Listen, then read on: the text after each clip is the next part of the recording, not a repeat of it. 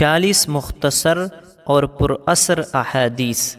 آپ صلی اللہ علیہ وسلم نے فرمایا، یقیناً قبر ایک باغ ہے جنت کے باغوں میں سے، یہ ایک گڑھا ہے جہنم کے گڑھوں میں سے۔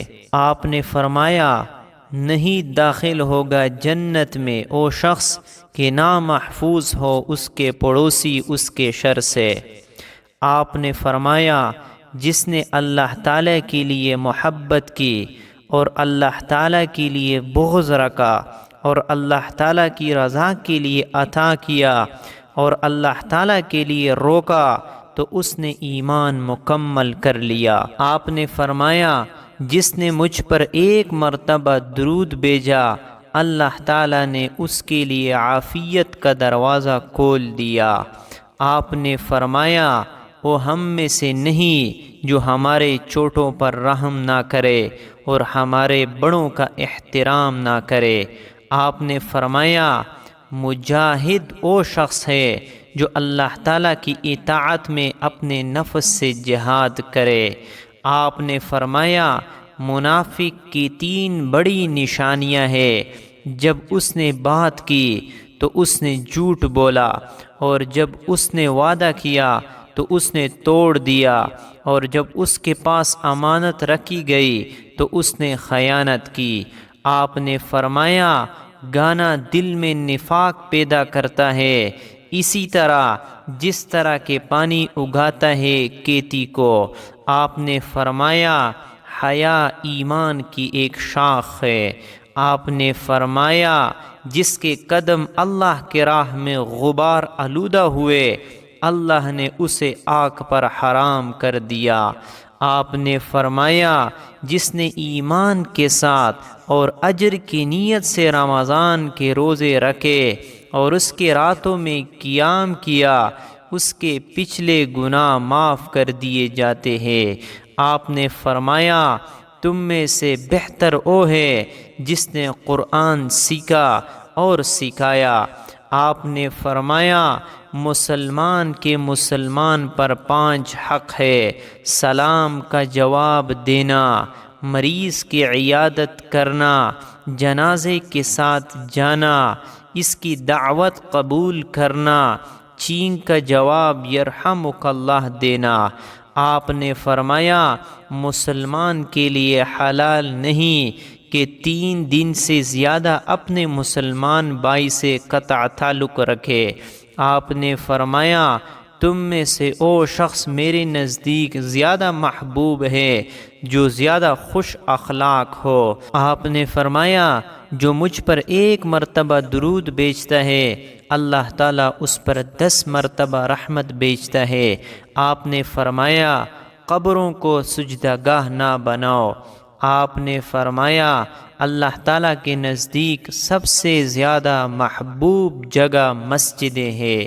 آپ نے فرمایا، پاک رہنا آدھا ایمان ہے۔ آپ نے فرمایا، کبیرہ گناہ اللہ تعالیٰ کے ساتھ کسی کو شریک ماننا اور والدین کی نافرمانی کرنا اور کسی کو بے گناہ قتل کرنا اور جھوٹی گواہی دینا۔ آپ نے فرمایا، آپس میں قطع تعلق نہ کرو اور ایک دوسرے کے جان کے دشمن نہ بنو اور آپس میں بغض نہ رکھو اور حسد نہ رکھو، اور اے اللہ کے بندو سب بھائی ہو کر رہو۔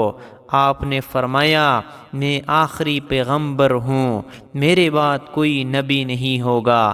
آپ نے فرمایا، کوئی بندہ اس وقت تک کامل مسلمان نہیں ہو سکتا جب تک کہ وہ اپنے بھائی کے لیے وہی پسند نہ کرے جو اپنے لیے پسند کرتا ہے۔ آپ نے فرمایا، مسلمان مسلمان کا بھائی ہے۔ آپ نے فرمایا، سب سے سخت عذاب میں قیامت کے روز تصاویر بنانے والے ہوں گے۔ آپ نے فرمایا، وہ شخص کامیاب ہے جو اسلام لایا اور جس کو بقدر کفایت رزق مل گیا اور اللہ تعالیٰ نے اس کو اپنی روزی پر قناعت دے دی۔ آپ نے فرمایا، جو کسی مسلمان کے عیب چھپائے گا اللہ تعالیٰ قیامت کے دن اس کے عیب چھپائے گا۔ آپ نے فرمایا، دنیا میں ایسے رہو جیسے کوئی مسافر یا راہ گزر رہتا ہے۔ آپ نے فرمایا دنیا مسلمان کے لیے قید خانہ اور کافر کے لیے جنت ہے۔ آپ نے فرمایا اس گھر میں رحمت کے فرشتے نہیں آتے جس گھر میں کتا یا تصاویر ہو۔ آپ نے فرمایا اللہ تعالیٰ کے نزدیک سب عملوں میں او زیادہ محبوب عمل ہے جو دائمی ہو اگرچہ توڑا ہو۔ آپ نے فرمایا جب تم حیا نہ کرو تو جو چاہے کرو، یعنی جب حیا ہی نہیں تو ساری برائیاں برابر ہے۔ آپ نے فرمایا پہلوان وہ شخص نہیں جو لوگوں کو بچاڑ دے، بلکہ پہلوان وہی شخص ہے جو غصے کے وقت اپنے نفس پر قابو رکھے۔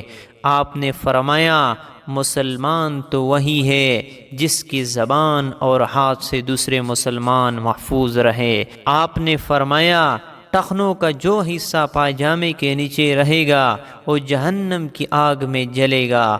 آپ صلی اللہ علیہ وسلم نے فرمایا رشتہ توڑنے والا جنت میں نہیں جائے گا۔